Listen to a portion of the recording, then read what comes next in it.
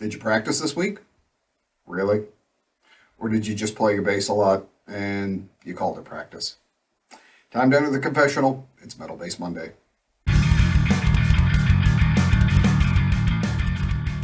Okay, so getting started this week, orders of business. Next week's Metal Bass Monday, I'm going to make an attempt. We'll see if it goes out, but I'm going to try and jump on, premiere it, and chat with you guys live while the episode goes up.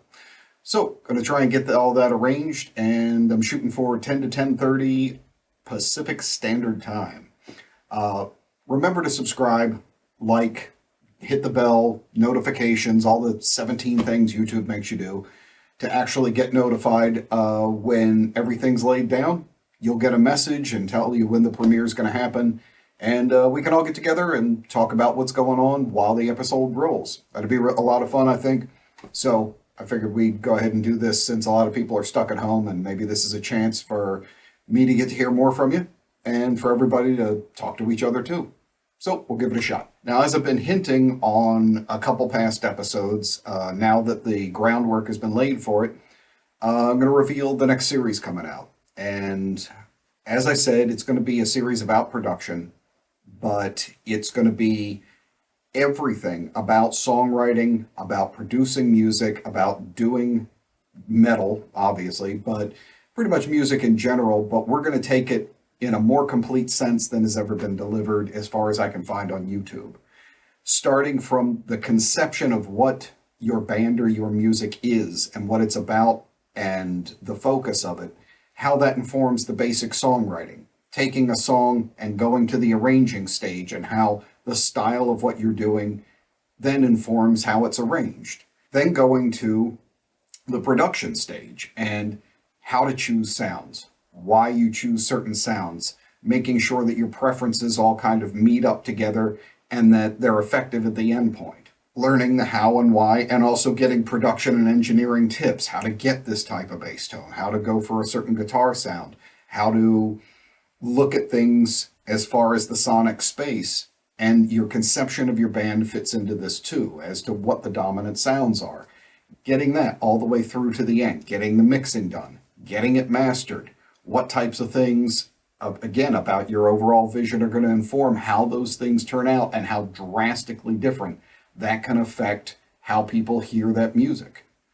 And I'm going to do it by starting with some songs from the first VOD album, Voice of Dissent, and I'm going to reinterpret them to fit how I want to move forward musically. So you'll get a contrast too. You'll be able to see how envisioning a song for one idea can sound one way, and then re-envisioning it can make a massive difference in how it comes across and have two different visions, same riffs, same overall vibe, but be able to see how making different decisions at each point can make a big difference in between one version and another. So I think it's going to be a really cool series, and then I'll be putting out some new music behind it, but you'll be able to see the thought process completely as to how I songwrite, how I choose things, how I pick sounds, production, why things happen, and I don't know of any other series that covers it from that piece. Sure, there's songwriting, there's production, there's engineering, but nothing that goes all the way from identifying what your entire concept of your band and how you want to come across and making sure the influences you want to bring across are all met and brought into the songwriting. So it's going to be pretty extensive, and I didn't want to completely announce it until the groundwork was laid. I'm still working pretty hard on getting the initial work out and making sure it's going to be something solid that's easy to follow and, right to the meat of each episode. So I'll be announcing when that's going to come out when it's a week ahead of time, but that's going to be coming up here fairly shortly. Going to get it soon. So keep an eye on that. And again, make sure you're subscribed and have the bell and notifications so you see those things. I'm going to try and do a number of things along with it, chats, live streams, things like that, and try and show what I'm doing as I'm actually doing it too. So you'll see the tracks actually getting done or me deliberating through the different changes and maybe even be able to have some input or say, here's my preference, and I'll be able to say, well, I like that one, or here's why I'm picking this one. So I think it could be really cool and really interactive. So I'm looking forward to it, and I hope it serves you guys well. Last up, sharing on the new music thing, and I'm going to put up a Spotify thing for this. My link's going to be down below. The New Testament album. Check it out. Go forthwith immediately. Fantastic thrash from these guys, as always. They never fail to deliver. And the bass is sick. It's really good stuff. It's clear. It's present in the mix. You can really hear what our man Steve is laying down on this one. And yeah, just all around good music with great bass lines, great song delivery. I think I like it even better than the last one. And that one was no slouch. So check that out. Absolutely. And with that, let's get into topic one. So something I get asked about on a really regular basis is how to get a more pick-like tone out of fingerstyle. A lot of players want more attack and they think that they have to pick up a pick to be able to get that. And that's just not true. It's really a myth, and there's a number of things that go into getting a more aggressive fingerstyle tone, and we're going to cover all the aspects of it here. But play what your preference is. If you like playing with a pick, fine. But don't ever let somebody tell you that if you want to play with your fingers, you can't get the same attack. We're going to see that that's a complete falsehood. Or that you can't switch back and forth in between the two styles and still get a clear, aggressive cutting tone that will be just as good whichever technique you decide to go with. So the first thing is you have to accept an idea about setting up your instrument for your sound, not just your comfort. A lot of guys, they try and get a sound after they get what's comfortable for them. And what I mean by that, if you're a really hard-hitting player or something, they'll raise their action up and then play really aggressively, and then they'll try and shape that tone into what they want when it may cause a lot of issues for them. Like trying to get a more aggressive attack out of bass, it really does help with lower action. Some people don't like playing with lower action because they can't play quite as hard or slam onto the bass as much, or they fret notes out, or it can be kind of difficult to get a really good setup on a bass that will accommodate low action without a lot of, buzzing frets or things like that. But it's worth the investment. And I would say that's step one. The higher your action is, the harder it's going to be to get a more aggressive tone, because that aggression is going to come from the strings being close to and consistently hitting the frets. I'm going to detail in another episode kind of my whole circular journey, how I learned some brutal lessons on setting up my instrument and why I had to do things differently than I really wanted to and change my technique. But for here, we're going to keep it short and just say that make your technique follow your sound. It doesn't make sense to sit here and say, well, I'm just going to burn it into myself that I have to, play this way or play this hard or play this soft, and then constantly be annoyed with my sound. Set your bass up for the sound of it, and then adapt your technique to it. Your technique is a servant of your, what you're trying to deliver, not the other way around. So the sound should be the most important, because that's really your voice. Everything else should be serving that. So for me, I lowered the action quite a bit on my bass. I keep it really low, and it's because I want that aggressive tone. I want to get that consistent so that instantly there's no time in between when I strike that string and when I get some of that reflection right off the strings. Very metallic, cracking type of sound. Again, if you want action higher, you can do it, but you're not going to get that attack as consistently, and you're going to fight really hard. It's going to mean that you can't lay off ever, and that could be a problem. So the other thing about it is understanding that there has to be a balance too in between pulling back on your technique and adjusting it so that you're not mashing down on the string towards the fingerboard. That's where you're just going to get, that kind of flatted, fretting out type of sound. When I pluck, it's far more of this kind of thing, where I'm more glancing. Like, to better hit it, if this were the string, I'm going this way, almost a glancing blow across the top of it, aimed towards my body. It's, in a weird way, it's almost like a tapping with my finger, but pulling back. So that makes everything almost like slapping. You get this glancing blow against the string that lets it recoil really fast, and you can, so that the notes are quick, they're immediate, you still get some distinction in them, but you're able to glance and move across them much quicker, and every single note gets the same amount of fret hit. Again, it's almost a fingerstyle way of getting a slap type of attack on things. Now, the other thing is understanding the EQ spectrum and how to cut through guitars. One of the big things on this, and this is for guitars and bass, but understanding where pick attack is. And what I mean about that is not just literally with a pick, but where your picking is, what gives that highlight and that initial attack and that tone. It's in a frequency range right about in between 1 to 1.8 kilohertz. There's some graphic EQs on some bass heads and things that are going to have a EQ in that range. There are some graphic EQs on bass heads that might have like a 1K slider or 1.5, but especially if you can get a sweep or a mid where you can really tune it in, the more you enhance that, and the more you cut in that range, the more you're going to slice through the mix. Because if you become the dominant pick attack, that's what's going to give you that thing that slices through the upper mids of a guitar and gives you as much presence as they have.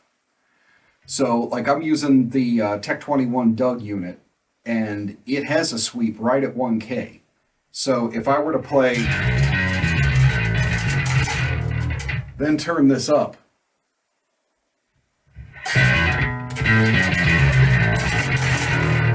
instantly you get a, it's just like, it's almost like a buzzer that cuts directly through the center, and it gives the articulation to your picking.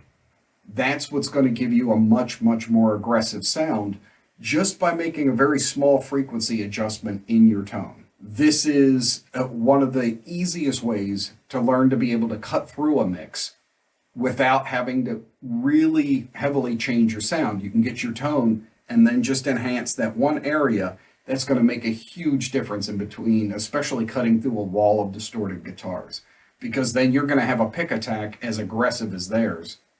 And believe me, 1 to 1.5 cutting through a mix, there is no way you're going to remain lost in there. It's going to give you that thing, it hits the ear. It's exactly where we hear that articulation. That top end of the string, that scrape when you hit. So that's really going to give you a pick attack. And if you actually frequency match a fingerstyle tone and a pick, you'll find that a lot of times the pick will show a spike in that area. That's what it's giving you a bit more of. So to illustrate this point, let's check out with the mids enhanced and lowered action and me doing the glancing blow type of hit off of the strings, the sound of fingerstyle immediately followed by pick tone. Pick. It's almost indistinguishable. Right there, anybody who tells you you can't get pick tone out of your fingers is just trying to advocate for one technique over the other. There's absolutely no reason that you can't get it, and it's just that simple. So it's the 3 cardinal rules. Adjust the action, set it to where you will consistently get that ring off the frets, adjust your technique so that instead of really crushing the strings, you give them more of a glancing blow, and tune your mids especially in the 1 to 1.8K area, and you're going to get that attack. It's that easy and that simple. So many guys have a problem cutting through. This formula works every single time. So pick what feels best to you, no pun intended, and run with it and know that you can still get that aggressive tone. One more time.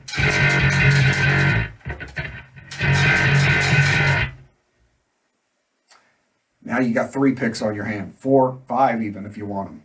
So run with it, get aggressive, don't compromise on what you want to do. Next topic. So as I minorly ball busted in the beginning of the video, one of the consistent things that I get from a lot of my students is they feel like they don't progress, meaning that they play a lot, but they say, I don't feel like I'm getting anywhere, or I don't understand why I'm not getting better. And in one Metal Base Monday before, I talked about how crucial it is to have consistency. But I especially wanted to address this a bit more and really get down into the brass tacks of it and help you with some hard things, well, not difficult, but hard lines to apply to yourself right now, especially with everything that's going on. And I think this stuff may just kind of help you as far as dealing with things right now as well. But especially if you can turn this time to your advantage and turn this into a methodology and a set of practices that you carry after all this is done and that you use on your bass playing, you will see results. And this will improve a lot of different things in your life. And I had a hard time learning this stuff, so learn from my mistakes here. The crucial part of it is you've got to get a schedule for yourself. Consistency, consistency, consistency. It's the tortoise and the hare thing. The one that moves slower, but with the regular results and the consistent work gets the reward. And the best part about it is that you create inevitability. And that's what you want when you're trying to set a goal or meet it, is you want to feel like there's no way you can lose. Too often I see guys that will rush in with all this excitement and this commitment. And they're like, I'm going to learn Billy Sheehan's solo from the Talus album, and I'm going to tackle it. And they'll spend 6 hours in one day just with this heroic amount of enthusiasm for getting through it. And then when they aren't able to master it all, or they can't remember it all, or they had to skip 2 days because then they had other stuff going on and things, kind of falls apart. And then every time they think about going back to it, they're disappointed and they have a bad vibe about it and they never pick it up. And then they beat themselves up because they go, why didn't I improve? Why didn't I learn this thing? I never meet my goals, all this type of stuff. An easy question for this is, when do you perform more and when do you get more accomplished? When you're left on your own to do stuff, or when you know that a boss or a supervisor is going to be checking in on you every half hour to an hour? Be honest. It always makes a big difference in your productivity when you know there's a deadline and when there's a buzzer that's going to happen. So what you have to do is be your own buzzer. Get yourself a day planner. Get yourself anything where you have to report to yourself on a daily basis and write out a time schedule. The reason it's so crucial writing out this time schedule is, even if you have a great thing of I'm going to do this every day and that the next day, if you don't put down a time for it and force yourself to adhere to it, everything else will get in the way. That phone call you have to make. Oh, but my girlfriend showed up early and now, she's hungry and we want to do dinner. I'm just going to do that. Or, well, Clone Wars is on now and it's the new series and my bro wants to watch it over FaceTime with me. And, that practice keeps going later and later and later until it's 11:30 at night and you're going, well, I'll just double up tomorrow. I can get this stuff done. No. You have to create a schedule and then put your other activities in those windows. And believe me, you will start to psychologically feel better. Not just in practice, everything you do in your life. Wake up at a certain time, achieve certain things at a certain time. When I get out of that rhythm, I feel worse and I get less done. And I feel like a lot of people are falling into that trap, especially right now. So this will help you not just in that way, but as far as practice, here's how to create something that I guarantee you'll follow this for 1 week and it will make a difference that will be measurable and that will inspire you to keep going and learning more. I've started giving this to the students that have come to me through Metal Base Monday, and I'm working with them on my skeleton key source, my skeleton key system, and giving them what I call micro routines and giving them a 7-day-a-week schedule and an accomplishment for each day. Because you break something down and you assign yourself not practice time, not learning time, but an objective. This is actually why video games work so well and why they're so addictive, because they're micro achievements. It's get this weapon, get to the next level. You are able to measure your progress and have small accomplishments that you know are leading you towards the final boss. Make that the same approach to your playing. On day, give yourself a schedule. If you want to learn the Billy Sheehan solo, okay, I'm going to take the first 15 seconds. Day 1, transcribe. Figure it out. Just that 15 seconds, write it down so that you have it. Done. That's your objective. If you do any more, fantastic. But that is your objective. Day 2, learn the first half of that 15 seconds, learn it fluently, and have it nailed. Day 3, the second half of the 15 seconds. Learn it, have it done. Day 4, join them both together, bring them up to tempo, have no flaws in it. Make sure it's not messy. Make sure your technique is the same all the time. You're not just kind of scrambling at it. Refine everything so that you have it perfect. Do this in sections like that, giving yourself an attainable objective every day, not this, I'm going to learn the whole solo today. Undershoot a little bit. That's okay, because what that's going to do is give you the enthusiasm to come back. And every time you're getting a little better, a little better. And what we don't realize is, because most of us aren't accustomed to having to do that regular amount of practice, we don't realize how much we will really improve in a week. We've never seen it out of ourselves. And we don't think like, oh, it's going to be a big deal, or oh, it's just a week of practice, because we measure it mentally by what our usual week of practice is, which is random and scattershot. It's one of the downsides of having usually an artistic leaning. A lot of us have this kind of lack of focus because we base things around inspiration, and we kind of tend to have the attention span of a ferret that's had a triple espresso. It just runs all over the place. Regimenting like this will give us the benefits of our more type A friends who have that business sensibility or get up and get stuff done and everything. All you have to do is assign yourself a time, assign a manageable amount of time that you know you can commit to, do it every day, and every day have the objective. I will repeat this many times. I will work this amount of time on perfecting the technique. I will do this.